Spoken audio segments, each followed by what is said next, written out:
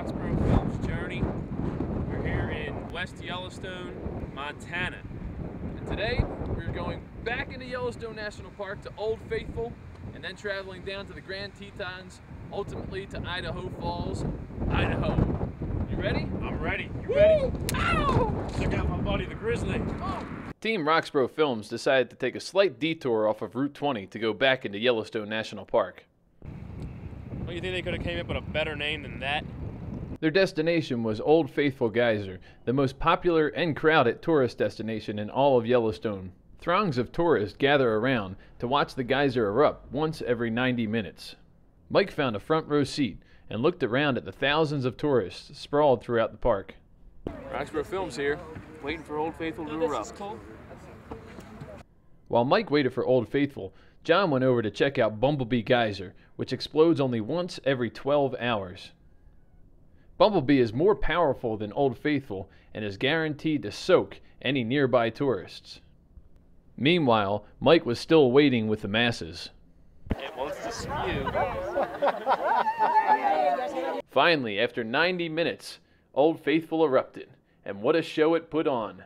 Mike was most pleased. Amazing, it's amazing. Afterwards, the crowds filed towards the parking lot, and John met Shane Whitehorse. I'm here with my buddy Shane. Shane, how you doing? Doing good. Awesome. Shane, where are you from? Portland, Oregon. Portland, Oregon. And you just out here for vacation? I was just passing through on a little road trip. What do you think so far? It's pretty cool. A lot of wildlife, and the weather's fluctuates, so it's never consistent. So you kind of get that rain, then you drive out of it and it's sunny, and then you get a rainbow, then you get a herd of buffalo. What's been your favorite experience so far on the road since you've been out traveling with your family and everything? The unexpected.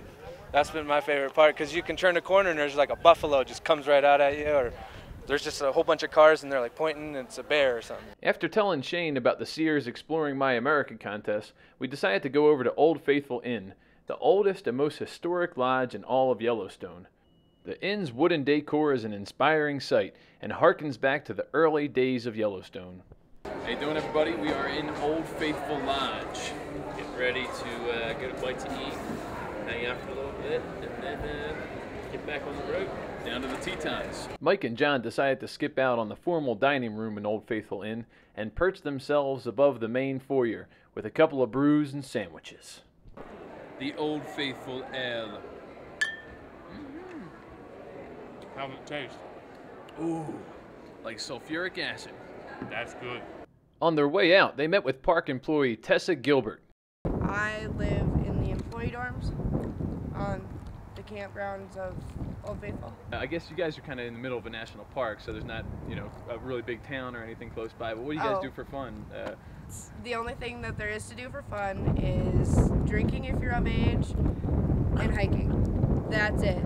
Otherwise, there's nothing to do. We have no news, no TV. The most news we get is the USA Today newspaper. That's it. So out of drinking or hiking, which one do you say you do more of? hiking.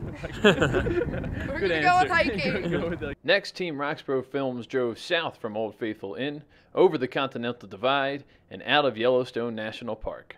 While they waved goodbye to Yellowstone, they said hello to the majestic Grand Tetons. Roxbro Films here, leaving Yellowstone Park.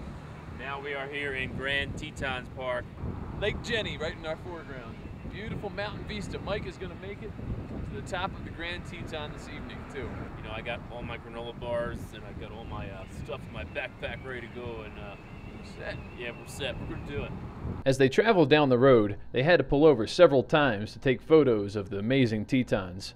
And Mike realized that he hadn't interviewed anyone that day, so he found a very interesting guest. This is the bison family. We have Crud and Spud Bison, relatives of a bison named Mud Bison, who lives in Philadelphia. What do you think of Wyoming? Not good. Not good for anybody. When you guys left Mud Bison, was it a mutual breakup, or did Bison just get rejected out of your clan? Because he said he dumped you. He said he definitely dumped you. All right, I think we've worn out our welcome here at the Bison Ranch. So, you guys were great. Take care. After they thanked the bison, Mike was thrilled about his interview. They kept traveling south past the Grand Tetons and over the open road, moving faster than the clouds until they reached the ski-sloped hills of Jackson, Wyoming.